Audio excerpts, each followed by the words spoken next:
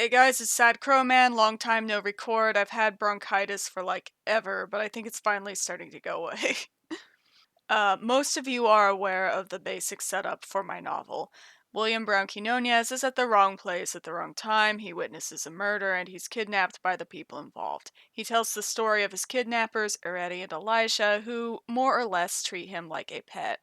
Making William the narrator was an instinctive choice on my part, but it paid off because neither Eretti nor Elijah have enough self awareness to tell their story accurately. And let's just face it, if you jump straight into Elijah's perspective and stayed there for over 500 pages, you would need intense therapy after. The man has 6 comorbid mental illnesses and the emotional intelligence of a toddler. Of course, I knew I was playing with fire by making the story's lead narrator the character who the two villain protagonists kidnapped, because most people would run off and go to the police the first chance they got, and how do you prevent that without, say, locking them in the basement? And with William absent from the plot, I wouldn't have had much of a story to tell. So, I had to develop a character who was perfectly kidnappable and brainwashable, but also relatable and grounded enough to tell the story. It sounds ridiculous, but I think it works, and that's how the William Brown we know of today was born. The one guy with the only possible combination of traits I could imagine to tell Eretti and Elijah's story without it getting too dark and abstract. However, he himself is also somewhat lacking in self awareness, and the story's plot doesn't focus on him in his childhood, or at least not in the version that got published, unfortunately. So let's go into William Brown's actually accurate backstory. I apologize ahead of time for how I pronounce these Spanish words, because I'm sure I will pronounce them all incorrectly. Like all of us, William's story starts with his parents, a Mexican woman named Sofia Quinones Garcia, and her boyfriend, an American man of Nordic and English descent named Arthur Brown. It was the early 80s. The two of them met while she was studying at the Universidad de Guadalajara, and he was visiting on a work visa. She was only 18 years old, too young to be having children, in my opinion, but sometimes nature does happen. Their daughter, Sherry Maria, was described as a happy accident or a miracle. However, since Sherry was born out of wedlock, Sophia's highly conservative Catholic family nearly disowned her. If it weren't for her mother vouching for Sophia, they would not have let her come home. The tension was high, so the couple made plans to move to America after she completed university. However, Sophia did not feel that they should necessarily get married just because they had a child together. So instead of locking herself down with a green card marriage, she opted to obtain a green card through employment in the US. Thankfully, she was a diligent student and managed to land a great job and obtain an immigrant work visa. Her new job was in Pennsylvania, not far from Arthur's hometown. However, Arthur's family was a lot like Sophia's. The only difference was his didn't pretend to be functional, and they did not approve of Arthur's international, for that matter, relationship. While it was a stressful process, notwithstanding the lack of support they received as a couple, it was a comparatively smooth immigration. For a while, the three of them lived together in a little house in Reading, Pennsylvania. Sophia was making good money, and she was able to send some home to her family, even, which kept her in their good graces, despite, her non traditional lifestyle. Things were going so well, Sophia and Arthur decided to have a second child. But not a wedding. Not yet, anyway. On July 22nd, 1989, William was born. His full legal name was William Donatello Julio Romeo Arthur Brown Quinones. You can tell his parents thought he was going to be a heartbreaker. A little bit about Mexican naming conventions before we continue.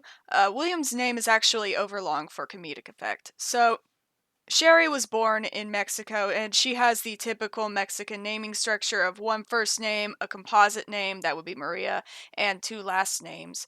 Whereas William has all these middle names. So having 7 names is absolutely not typical for Mexicans. It's incredibly ridiculous, and I wish I made that more clear in the book because I feel like I kind of misrepresented the culture. But alas, I will fix it for the re release. I'll make it more obvious that his name is like, a joke in and of itself. Oh, another thing, despite the mother's name being on the tail end, they actually usually go by the father's name in Mexico, just like we do in America.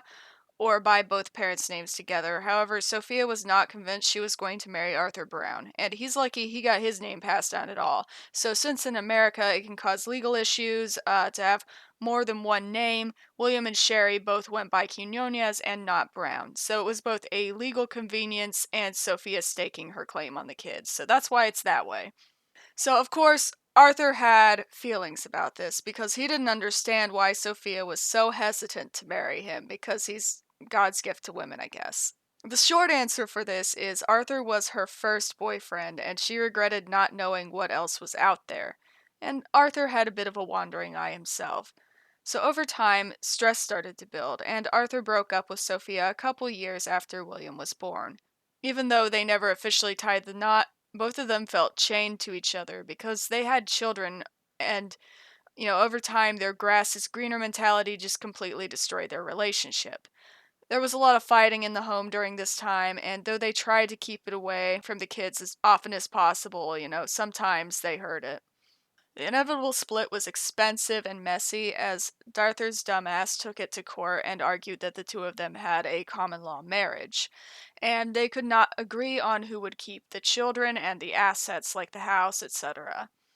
Predictably, it was decided in court that Sophia should have the house and custody of both children, as she was the more stable parent. Arthur's job often had him traveling, sometimes doing jobs away from home for months at a time, whereas Sophia stayed in one place and had a nice career of her own. Arthur argued he could change his job, but the judge chalked it up to an empty promise. So Arthur moved out and became more distant from his children. At first, William and Sherry saw him every other weekend and every other holiday. As time passed, it became whenever he could and maybe for a few minutes on Christmas. Before they knew it, all they saw from him was a meager child support check and birthday cards. Unfortunately, all of the legal fees just served to erode the family's assets unnecessarily, and separation brought them no peace. To make matters worse, Sophia lost her job, and when she pursued legal action for her wrongful termination, she also lost the lawsuit.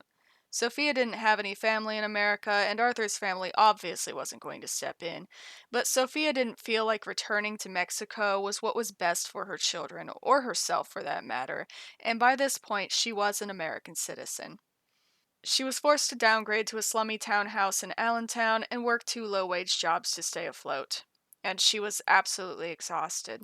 Despite their religious differences, family was extremely important to Sophia, so over the next several years, she busted her ass to afford one family trip to Mexico each summer. It was the most convenient time as school was out, and both William and Sherry had summer birthdays. Sherry always looked forward to seeing her family in Mexico, as she had female cousins her age that she bonded with. The same was not true for William. He was shy, and kids can be very mean. He barely spoke enough Spanish to understand what his older cousins were bullying him for being a gringo. I laughed. It's not funny. It's not funny. Why can't I stop laughing? Unfortunately, Sophia believed that boys would be boys, and her sister insisted that her sons were just playing with William, not hurting him. Believing her sister was telling the truth, Sophia told William that they were just jealous of him, but this explanation did nothing to comfort William. He was not yet old enough to understand how coveted his skin tone was in Mexico, where pale skin is considered beautiful. Yeah, he was just a kid after all. That discourse was a bit beyond his comprehension, so he internalized it as a flaw, and he felt different from his family and never really managed to learn fluent Spanish or connect with them. Granted, their cousins would have never seen him or Sherry either one as Mexican enough, no matter what they did or how they looked, because as far as their cousins were concerned, they were Americans, full stop. So, William was really holding himself to a standard he could not reach, and his view that Sherry fit in better than he did because she was born in Mexico was not entirely accurate. She fit in better because she was sociable and had cousins her age that she could communicate fluently with. William did not have that luxury, as Sophia was the youngest of Abuelita's children, and all of his cousins were a bit older than him. Now, I should clarify, Sophia truly did try her best for both of her kids, but couldn't help but gravitate towards Sherry. Things were easier with her. She was older, she had naturally picked up Spanish as a child, and she was shining in school, and she was a lot like her mother was at her age, so there wasn't much to fight about with her. Sherry was about 10 years old at the time and was comparatively unaffected by her family's struggle with poverty.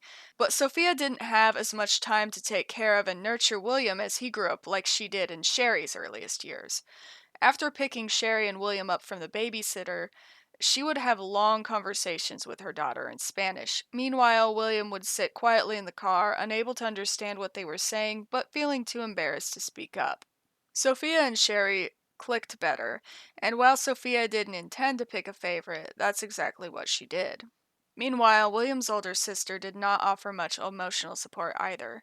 She liked her little brother, but there was a huge age gap between them, and she couldn't really relate to him. They fought like any other set of siblings would, of course, but with extra animosity from William, who resented the praise his older sister got for her good grades, fluent Spanish, and outgoing attitude. Meanwhile, William had an undiagnosed learning disability and had a hard time making friends. He struggled with every aspect of school, and home wasn't much better. When Sherry became old enough to babysit him, she had the tendency to sneak out and hang out with her friends, leaving the elementary schooler alone to fend for himself. The way she saw it, he never got into trouble anyway. Usually, he would just watch television. Sometimes, when her friends were busy, Sherry would do his homework for him in exchange for him doing her chores. It worked out because William hated school but loved cleaning, whereas it was the complete opposite for Sherry. Sherry was pretty messy, actually. They did somewhat bond from Sherry teaching him how to clean and from the experience of cheating the system, but still, William usually kept to himself. When William was 9 years old, his abuela died.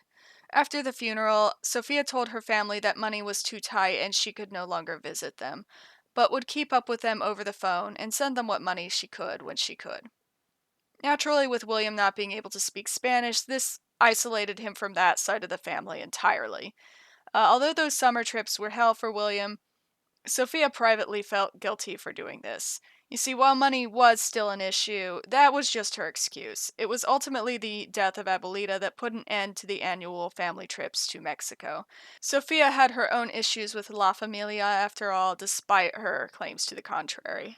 Sophia came from a culture where family is extremely important, but deep down, Sophia resented her family for not being there for her emotionally in her own time of need all those years ago, all because of their religious differences, and her moving to America gave her the distance she needed to really assess her familial issues. Try as she might, she was never able to fully forgive her father, her grandparents, her aunts, and uncles for being so judgmental and shaming her for her sinful choice to have a child out of wedlock when they should have been a shoulder to cry on. It's not like she did it on purpose, after all. And it was stressful for a teen girl to have an unplanned pregnancy right at the start of college. But only her mother seemed to love her more than she hated her lifestyle, and with her gone, Sophia didn't feel comfortable visiting her family any longer. She tried to shield her children from this information, but as the years went by, they figured a lot of it out on their own, especially after their father filled in some blanks. Speaking of Arthur, he got back in touch with Sophia not long after to comfort her, which is Arthur Brown language for, "My girlfriend dumped me, and I started reminiscing, and I realized that actually what we had was great, and I was kind of being a dick." Sophia wasn't immediately receptive of him, but over time her resentment faded. She did still have feelings for him, but still longed for someone else. However, with 2 kids and 2 jobs, she never actually had the time to go out on dates and find that someone else. So, feeling like it was her best option, she decided to settle. This surprised William, and he had a hard time adjusting to the change. By the time William was 12 and Sherry was an adult, Arthur and Sophia were dating again, which allowed her to finally spend time at home with her kids once more. However, between September 11th and the recession of 2001, the Quinones Brown family, I'm sorry, the Brown Quinones family, whatever, still struggled, and the damage to their finances was already done. Not so much to Sherry, who was studying at a local community college and working part time, but to William, who was barely passing his classes and had television characters for friends. When Sophia would try to give him the overdue emotional nurturing she knew he needed, William would reject it because, well, you know how middle schoolers are. Even in a healthy home, mom and dad are gross. Plus, going from feeling left out constantly to having his mother suddenly try to coddle him like a baby was something preteen William resented but couldn't put into words. Sophia, of course, didn't mean to embarrass William in front of his peers as she cut the crust off his sandwiches and kissed him on the cheek before dropping him off to school. But William didn't understand she was trying to make up for lost time as this behavior was foreign to him. It was simply too late. In 2003, when William was 14 years old, Arthur and Sophia finally tied the knot, though she did not change her name. Since Arthur's Spanish was even worse than William's, as he had forgotten most of it, English started getting used more often around the house. Even then, William didn't feel like he was part of a family unit or that he belonged in his family. Already sensitive from the bullying he experienced from his cousins, American racial issues further isolated him from the culture he was raised in. He got his mother's relatively small stature and big brown eyes, but with his blonde hair and pale skin, he just didn't look like the typical Mexican. Especially since he spent so much time inside avoiding people, so his already comparatively pale skin didn't have the sun exposure to bring out his melanin, or meet his vitamin D requirements. So upon learning his heritage, most of his peers were quite surprised. He felt embarrassed by the reactions his peers had when he interacted with his culture, and began avoiding talking about any remotely Mexican part of his upbringing, including the holidays they celebrated together as a family. So basically, he felt like there was nothing safe for him to talk about because his home life was so different from, the typical white American experience. Truthfully, most of his white peers were not judging him and were just curious how somebody who looked so much like them could have a culture so different from their own. Most of them thought it was cool, but were too young to understand how complicated life was and how to interact politely with people from different cultures. As for his fellow Latino peers, they each had their own opinions, of course, some accepting, others not so much. It's not like there were no other Latinos at that school who had fair skin or identified as white or whatever. There were absolutely people who understood and had similar experiences, but he didn't see that because he was too busy comparing himself to others out of shame. And in reality, the number of people who accused William of lying about his cultural background was very small, and none of them were actually invested enough to genuinely doubt that his mom was from Mexico. But being as sensitive as he was, he magnified both the number and intensity of these interactions in his mind. So he could, overthink a surprise, "You're Mexican? No way!" into, "You're not a Mexican, you're a liar." William just wasn't used to positive attention, having been emotionally neglected and living in the shadow of his sister throughout most of his childhood, and he interpreted anything that drew attention to himself as a bad thing.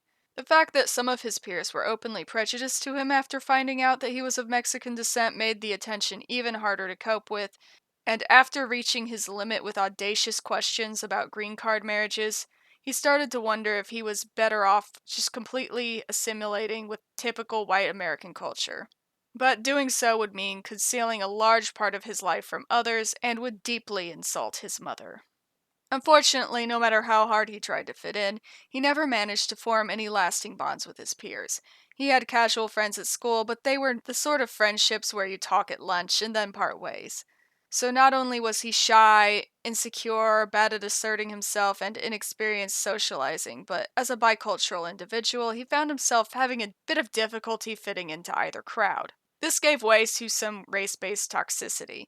He somewhat resented non Hispanic white people for making him feel different from them, but he envied other Latinos no matter their complexion, as he believed everyone else was a better fit to their culture than he was. He felt like there was nowhere in the world where he belonged and that everyone hated him. This was, of course, false. Almost everybody liked William, or at least had nothing against him. They saw him as a friendly yet introverted guy and assumed that he wasn't interested in hanging out with them. It never occurred to them that he was avoiding getting closer with them out of fear of rejection. There were a lot of people at his high school who would have loved to have been his friend outside of class. He just didn't see that because he saw himself through a distorted lens. So before we continue, a brief disclaimer. Some Latinos consider themselves white, while others do not, and the distinction varies from person to person, particularly since the word white can mean subtly different things in subtly different contexts. The majority of Mexican Americans polled see Mexican as both a race and an ethnicity, but that's not a unanimous view. Some see themselves as white legally, but not white socially. So yeah, there are way too many opinions out there for me to represent everybody in one storytime video about one gringo. Latino identity debates can get very contentious, and I promise my pasty Scots-Irish ass isn't trying to start a fight. I don't have a horse in this race. So, we're just talking about William's personal view, not the view of all Latinos everywhere. I just wanted to clear that up, for the SJWs in the back. So, William is obviously in the camp of seeing Mexican as both an ethnicity and a race, since he states that he is biracial. So, he would see himself as half white, half Mexican. However, Williams also got some major issues regarding his whiteness, which he both passes as and disowns. As I discuss his issues, please don't confuse his views as being mine or representative of most Latinos.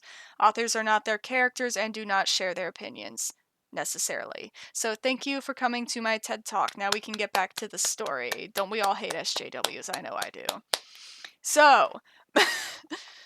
By his high school years, William had publicly divorced his cultural heritage, started using his father's name Brown, and only privately identified as a Chicano. William prefers Chicano over Latino in part because of its origin as a derisive term. He feels that the perceivably negative connotation would make it to where fewer people question his identity, as if he feels like he has to defend it even to himself. While he primarily uses the word Chicano for himself in private, he also uses descriptors like biracial, half Mexican, etc. Socially, though, he chooses not to identify himself at all, banking on others assuming he's just like any other white boy, even though he doesn't identify as fully white. Because of people's expectations for what a Mexican should look like, his whiteness is only brought up in the context of his culture. Thus, for him, it made sense to hide the culture he was raised in behind his whiteness, despite not fully accepting said whiteness. It's weird, but he's not so much dismissing his own culture before others can dismiss it for him. It's more like he's protecting that part of himself by locking it away and hiding it so nobody can take it away from him. And I, of course, understand that some Latinos will invalidate their peers, saying they're trying to be white or whatever, or using white as an insult in some other way. But the thing is, William is literally part English and part Swedish. Hating himself for being white won't make him more of a Latino in anyone else's eyes, it'll just make him sad. So he may as well just embrace his culture and love himself the way he is. And that's a lesson he'll have to learn throughout the book, particularly in the re-release, where I'm taking more time for his character arc since he ended up being so popular. And also in William's case, as I'm sure you've probably guessed by now, his hatred of being white is steeped deep in daddy issues. He does not want to relate to his long-absent white father, so he decided that he's half white, but at the same time he's not white because white is a social construct that does not exist. Just like his dad didn't exist for nearly a decade. His view on race is generally self-serving and paradoxical, but it's pretty obvious that it's coming from a place of hurt, rejection, and isolation. So while I'd consider his view on race incredibly toxic, he's really only hurting himself. Also, during his high school years, he learned a new self-defense mechanism for the neglect he endured. He would avoid his family by locking himself in his room all day and night, subconsciously excluding them before they could exclude him. Though English became the primary language of the house again for the first time since he was like 3 years old, this wasn't enough to make up for his shitty childhood. They tried to include him in family activities like board games and movie night, but by that point in his life, he refused to trust them, as he was accustomed to his mom speaking a language that he couldn't speak, which from Sophia's perspective was her trying to teach him Spanish, but from his perspective it felt like a punishment. Not because he didn't want to learn Spanish. He wanted that more than anything. It just wasn't getting through to him for some reason, his learning disability, and he just didn't understand why. And Sophia didn't understand that he really was trying his best because she thought he was just being lazy. If Arthur was not present, Sophia almost exclusively used English to nag him when he was in trouble, such as for his academic and social failures, or for his decision to hide his cultural heritage, which Sophia found to be deeply insulting. She felt like he was disowning her or perhaps erasing her whole side of the family from his history, like they didn't exist. Meanwhile, Arthur's side of the family wanted nothing to do with any of them. Though Sophia would later come to accept William wasn't hiding his ancestry as a personal insult, it would take him moving out for her to reflect on how she drove him away by taking it personally and not trying hard enough to understand him and what he was going through. Still, at that time, Sophia's nagging came from a place of concern, especially on the subject of William's mental health. Unfortunately, good intentions don't always equal good parenting, though. Nagging him for being a shut in only made it worse by making him more ashamed of himself, and thus more afraid of rejection. He would leave his room to eat dinner or use the restroom, but then would quickly dart back to his computer to read Harry Potter fanfiction and manga scanlations. At some point, he started writing fanfiction of his own, but nothing ever really took off. His lack of social experience made writing kind of difficult. Sometimes he would form temporary shallow friendships, but he would always find some excuse to sabotage outings, like imaginary nausea or homework he didn't actually plan on doing. He was afraid he would embarrass himself if he hung out with his peers, so most of his social interaction came from the internet. He still didn't hang out with any of his peers after school, but sometimes he talked to them on AOL Instant Messenger. From time to time, he would find himself blushing in the presence of attractive guys the same way he did with girls, but he found this so shameful he locked it up deep within himself and refused to so much as explore these thoughts. After all, with his Catholic family almost disowning his mother simply for having a child out of wedlock, and him already feeling different for his coloring and the language barrier, I'm sure you can imagine why he was hesitant to take on the role of the bisexual Blanquito. Instead, he would suppress any thoughts that were too gay and would spend his days ruminating, fixating on his flaws, overthinking race, and misattributing the bulk of his pain to his cultural background when really what he needed to do was go outside and make some friends. Not that it would have been easy for him, but this pervasive pattern of self imposed isolation and denial of his own identity would all prove to have lasting effects on his psyche. He describes this on the Friday the 13th chapter, like so, when he explains why he felt the need to show Eliza so much pity after he locked himself in his room for a few days and wouldn't talk to anyone. I know what it's like to be lonely in a house full of people. That sums up my teenage years. I barely spoke to my parents, not because I hated them, but because my mother was overbearing and naggy, and my father had the tendency to travel with his job. As for Sherry, I pleaded no contest to a sibling rivalry. She and Mom would often talk to each other in Spanish, and I felt excluded. I hid in my room and rarely came out. Even now, I still don't speak to them. I show up on the holidays, but I just eat and leave so I can dodge questions about how badly I'm failing life. I'm okay with this system because I'm a loner by nature, but Elijah can only stay alone for an hour at a time before he has a meltdown from social deprivation. But what William does not understand is that he is not a loner by nature. He is a loner by anxiety.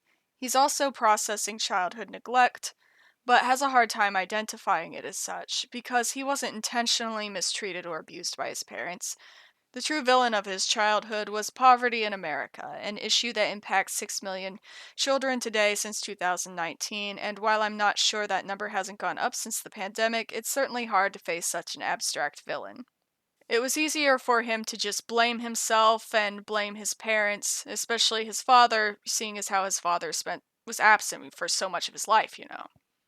So he formed this odd, illogical combination of beliefs where one, he blamed himself for his loneliness, believing he had no value to others or ability to socialize, but also two, that being alone was his choice, as he preferred it.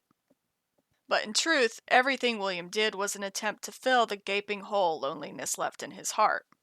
When William was in his early 20s, his first novella was picked up by a local small press publisher.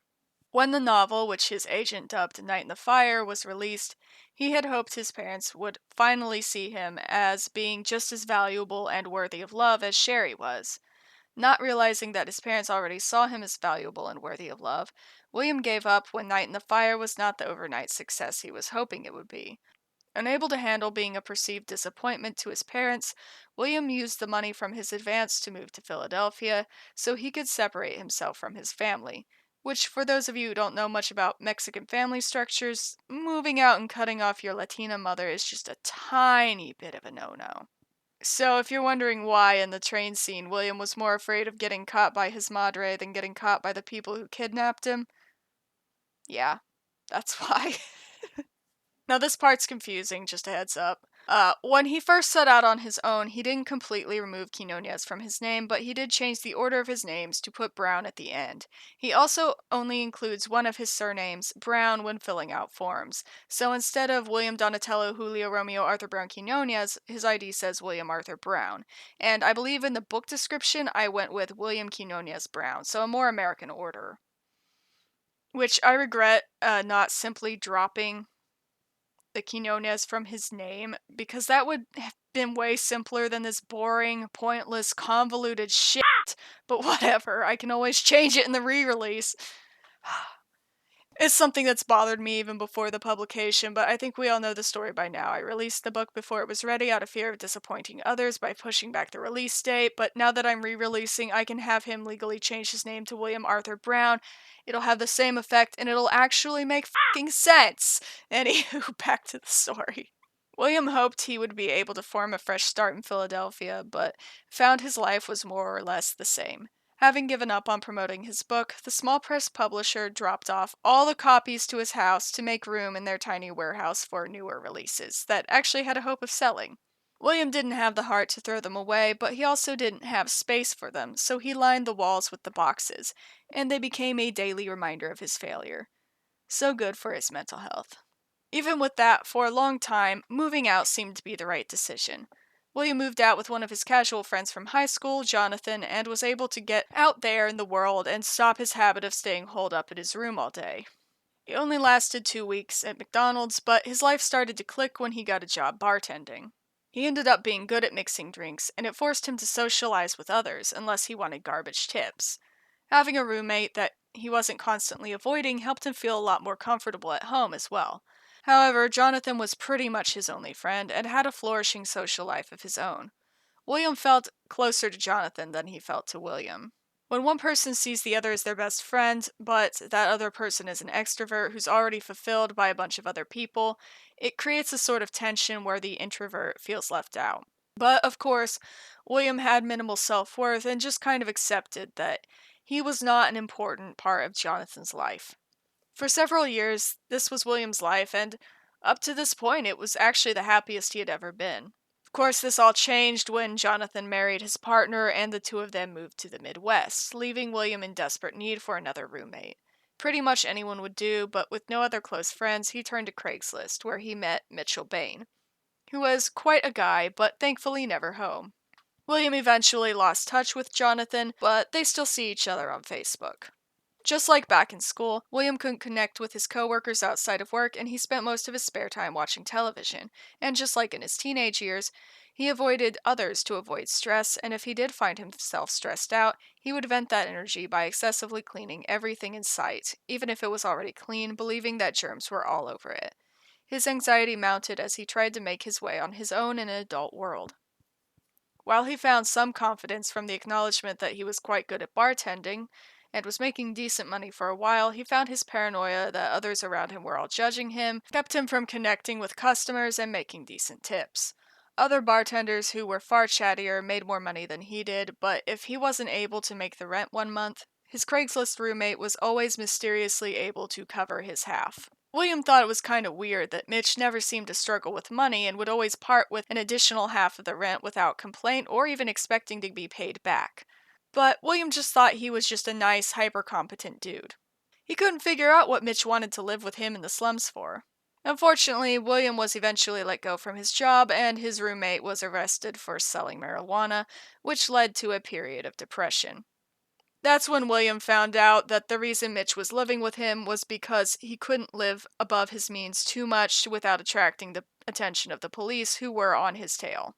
From jail, Mitch advised William to apply for lofty jobs that wouldn't hire him, to cheat the system and draw unemployment until he found a good bartending opening and another roommate. William didn't exactly take this advice to a T, though, and applied to jobs that were realistic for him, but filled out the applications as badly as possible so they wouldn't want him. The way he saw it, he was useless anyway, so writing things down like, "I worked at McDonald's for 2 weeks and then quit without notice," would surely drive away any employer. Unfortunately, he made the mistake of applying to a garbage gas station called Wayspeed that had to change its name for legal reasons. They were absolutely desperate enough to hire a man who would inevitably quit. So now at 25 years old, he's making even less money than before. And he has a terrible, dirty job that he cannot stand and is lonelier now than he ever was before. These are the circumstances he is under when the book begins. So I'm sure some of you are wondering, what's the diagnosis? I see three things that William would likely be diagnosed with at this point in the story: major depressive disorder, generalized anxiety disorder, and avoidant personality disorder. An honorable mention goes to our good friend, undiagnosed dyslexia, which doesn't suddenly disappear in a puff of smoke when you become an adult. You just develop coping mechanisms for it as you age, and it's harder to detect at that point. But this undiagnosed dyslexia is a part of the reason he had such a hard time learning Spanish, especially in a classroom environment. His dyslexia made it harder for him to hear sounds, connect those sounds to letters, sound words out, and memorize vocabulary, all skills that are vital for learning a new language. Funnily enough, Eretti also has dyslexia, and he mentions her remarkably fast reading speed, not realizing that he too has dyslexia. The biggest difference between Eretti and William is that Eretti was born to rich parents. Simone had more time, money, and resources than Sophia did, and thus Eretti was given a diagnosis and specialized help for her condition, while William was given detention. Eretti had access to a specialist tutor to help her learn her father's native language, Greek, while William struggled to learn even the most rudimentary Spanish and had no explanation for why it just wasn't getting through to him. It's an unfortunate consequence of America's wealth gap. So while Eretti was being taught how to speed read, William was internalizing his failures in school despite of his passion for writing, believing he was simply stupid in two languages. Throughout the book, there are several signs that William has symptoms of depression. Major depressive disorder is basically like serialized depression. People who suffer from MDD will have the usual symptoms of depression, but in recurring phases that last almost every day for at least 2 weeks. Out of the diagnostic criteria for MDD, during these phases, William has a depressed mood for most of the day, diminished interest in fun activities, difficulty concentrating, and indecisiveness. He also experiences sleeping too much, fatigue, agitation, feelings of worthlessness, and while all these diagnostic criteria overlap with other disorders, I still think the MDD diagnosis would be a good fit for William, especially since these symptoms worsen during depressive phases. He's also highly prone to binge watching television, a behavior that has been linked to depression. So he's like all Netflix and no chill. So the reason I picked generalized anxiety disorder over social anxiety disorder, which would have been the more obvious choice, is because most of life in general makes him anxious, not just social situations. He's anxious about people, yes, but he's also anxious about his career, paying his rent, etc. He's plagued by a constant worry, and at first glance it seems William has OCD because of his obsession with germs that's prevalent in the book, mostly toward the beginning. But what's really going on is that germs give him anxiety and cleaning gives him a sense of control. His anxiety tends to come out in the form of irritability, and he self medicates with smartass quips and intense cleanathons. Throughout the book, you'll see most of his smartass one-liners are delivered during times where he is particularly stressed or when he's around someone like Elijah, who makes him nervous for multiple reasons that I don't want to spoil for people who haven't read the book yet or who are waiting for the re-release. Meanwhile, when it's just him and Whitney, he's more polite and relaxed. He also finds himself fatigued and sleeps for long hours because of this, even when he's not in a depressive phase. However, generalized anxiety disorder is not sufficient to explain why he had such a deep seated issue connecting with his peers. Avoidant personality disorder, which can be caused by childhood neglect, is better at filling in these blanks for William's particular case. Avoidant personality disorder is more than just being shy. People with avoidant personality disorder feel like they are inadequate compared to others, are sensitive to criticism, and are so terrified of rejection that they isolate themselves and are unable to progress in life. While William believes that he is more comfortable being alone, he lacks the self awareness to realize that is not because he wants to be alone, but because he is afraid of what will happen when he's socializing with others, namely a potentially embarrassing social situation or of being rejected, which he will ruminate over and blow out of proportion. He interprets these small setbacks as being worse than they really are and sabotages his relationships because of it.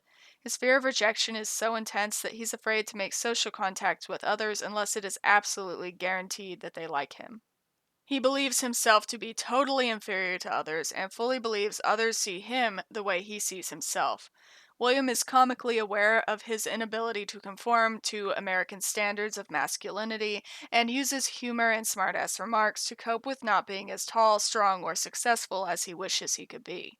However, he does not realize that his own view of himself as being undesirable, unlovable, and untalented based on these non standard traits is not accurate. This holds him back from things like dating, advancing in a career, and making friends. At least until he is forced to make friends, against his will. Enter the clowns! Or as William calls them, Mr. and Mrs. Satan. But I call them the clowns!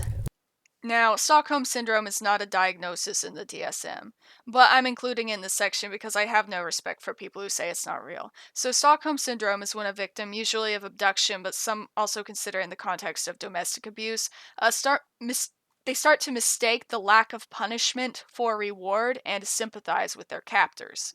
William's social deprivation is why, after a matter of days, he's so oddly content with being kidnapped. While he tries to escape at first, Eretti and Elijah's constant insistence on having him around and calling him a friend gives him the confirmation and reassurance that he's needed his whole life, and slowly brainwashes him into feeling somewhat comfortable around others for the first time. It was the perfect environment for Stockholm Syndrome to develop without Eretti and Elijah having to rely on insanely cruel levels of conditioning that are present in a traditional model of Stockholm Syndrome. So yeah, I broke the rules a little, and it leads to a unique story where the villain protagonists aren't so bad. Or at least they could be treating the point of view character a lot worse. I mean, it's a gray morality story. I have a low bar. Because rather than him just mistaking lack of punishment for reward, he is in many ways also being consistently rewarded by them. For example, social deprivation is a much bigger deal than a lot of people believe, as social contact and human touch are vital to healthy human development. So instead of creating an environment of fear, Eretti and Elijah opted to torture. I'm sorry, wrong word. Nurture. So instead of creating an environment of fear, Eretti and Elijah opted to nurture William to win his loyalty. Or in other words, they intentionally induced Stockholm Syndrome, using kindness instead of killing him, which would have been much easier, but the clowns have no common sense, so. With that said, I personally believe William's life was objectively worse in Allentown than it is at the Constantino Manor, and that does say a lot, I suppose, both about how important it is to nurture your children emotionally rather than just keeping them alive, and how humans can suffer from touch hunger and all that. But also about the unusual dynamic between William and his captors. I went with this dynamic, by the way, because of the genre. I was going for this modern gothic tragicomedy sort of vibe, and I just didn't want it to get too dark, you know? I like corny humor. So between that and the fact that the story focuses mainly on a pair of villain protagonists, I decided to make them more affably evil. They're terrible people, but also, it's kind of funny that they're terrible. But yeah, back to William and the dynamic of his Stockholm ship with Eretti and Elijah. Looking at it through the lens of his avoidant personality and anxiety somewhat demystifies the connection. Eretti, who he finds attractive, almost immediately starts charming him by telling him what he wants to hear most of all. She says he's one of her favorite authors ever, and going deeper, this means he has value as a person, especially since it came from such a pretty girl. Meanwhile, Elijah is everything William wants to be, and has everything William wants most, at least on the surface. You know, he's tall, he's tan, he's got that Hollywood look to him, he's got savings, a career plan, a car, friends, and a hot girlfriend. And then, to make matters worse, or better depending on how you look at it, Eretti and Elijah buy his silence and manipulate him throughout the book, but they do so by helping him out. Eretti sets him up with a girlfriend, and Elijah helps him get a better job more suited to his abilities. As the story progresses, this insidious manipulation actually helps him come out of his shell, believe in himself, and start writing again. But on the negative, he becomes stressed out by the toxic environment and yet increasingly attached to his captors, who he would defend to the death. Desperate to keep the peace, he starts to care more about their relationship than himself. And there's this paradoxical kindness and selfishness in their connection that sets it apart from most contemporary novels. I made it maybe a little too nuanced and difficult to catch on your first read if you're not really into psychology and if you're not paying attention really closely. And I admit, I wish I had realized this sooner and spelled out some of this nuance in the book itself instead of dropping little breadcrumbs of subtext throughout the book. For example, if you read carefully, you may notice William drops his refusal to call himself white by the end of the book and even agrees to let Elijah teach him Spanish. This is a huge character development for him, and it tends to go unnoticed because I was too afraid to spell it out directly. I guess I was just worried about William snatching the spotlight from Eretti and Elijah, and therefore the main plot, but looking back, he already did a little bit, and not just because of my shitty marketing. A lot more people liked him than I expected, and I understand why now. They related to William as he was so lonely that he started to trust the wrong people. A lot of us are looking for love in all the wrong places and can relate to the experience of wanting human connection but feeling like it will never happen unless a duo of wingmen magically appear in our lives and force us to do it through their clownery. If you're in a bad enough place emotionally, the early plot of this book is an introvert's wet dream. One point I really wish I drove home directly in the text instead of through subtext was how lonely William was. It's not that William's blind to how suspicious his captors are or the risks he's taking by staying by their side. It's that he's so desperate for friendship that he overlooks and or downplays a lot of things healthy people would not. Examples include Elijah's extreme mood swings, Eretti's dependence on others, and the simple fact that they put a tracker on his phone and set limitations on where he's allowed to go and with whom. This leads to him doing a lot of stupid things throughout the book, and I suppose that's why people who don't know what it's like to be lonely and have a low self-esteem don't tend to vibe with Cry for the Devil that much. I didn't realize this until recently, but the reader's ability to empathize with William tends to make or break their experience reading the book. If they don't understand what it's like to feel lonely and have a hard time making friends, they don't understand him, and his actions throughout the book probably infuriate him, so I definitely shouldn't have left so much of this to be deciphered by the reader through subtext. I made the mistake of thinking others would interact with fiction the same way I do, constantly looking for a deeper meaning, so I unintentionally made it hard for more casual readers to understand the characters and plot. This is one of those cases where beta readers would have come in handy if a single fucking one of them had read the book, or at least told me they didn't have time for it, so I could find people who did have time to read it.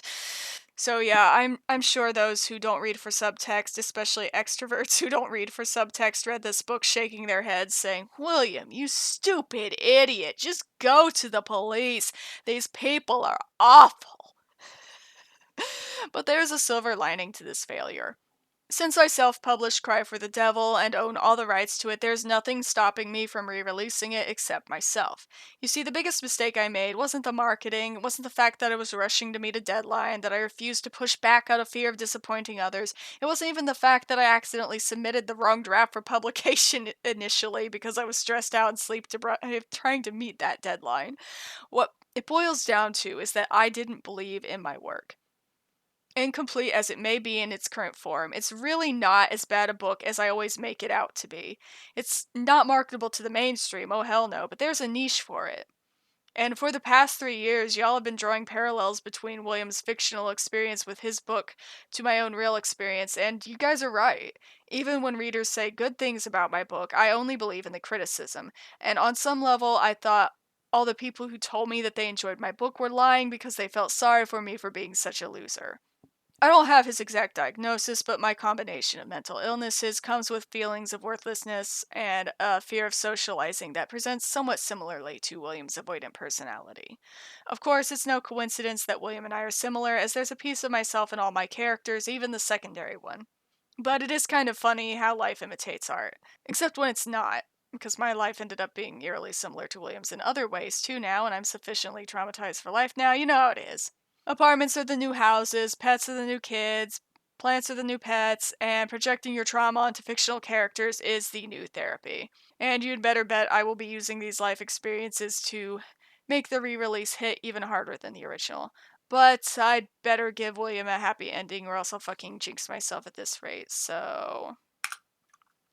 William overcame his trauma and he re-released his book, and it became a New York Times bestseller, and it was made into a dope-ass anime that wasn't quite as good as his awesome masterpiece of a book, but it came pretty close. Also, his cats are immortal and have superpowers that they use to save the world from capitalism. But they only do it when William is asleep, because if he found out, he would be very worried about his cats, even though they are bulletproof. Yeah. I'm still not sure what the release date will be. I'm afraid to set one, honestly, because of the mistake I made last time where I released unfinished work because I didn't have time to make the deadline, and because I submitted the wrong draft to the book by mistake. I'm shooting for next year, but the writing process has not been as smooth this time around because I've been struggling with my mental health lately. So I've been having a hard time organizing my thoughts and stuff. I'll explain this in more detail on a video on my main channel later that I'm working on right now, but yeah, it's embarrassing to admit, but that's kind of why I've been hiding from the internet a bit. I'll continue to update this channel and my personal channel as well. Mostly this channel probably because my own book is kind of like a hyperfixation for me. I feel like a weirdo because I love creating my characters in games and playing as them, but if that sort of thing appeals to you, follow this channel because I'm working on a new series I call Cry for the Bachelor, where Whitney and Mikhail compete for William's affection, and it'll be out soon, next week actually. And if you are a sad, lonely introvert who likes to laugh, and you know another sad, lonely introvert who likes to laugh, maybe direct them here. I was going to say loan them your book, but in my experience, if you loan someone a book, don't expect it back anytime soon. So that's it for now. Please rate, subscribe, and blessed be motherfuckers. Have a great day. Thank you.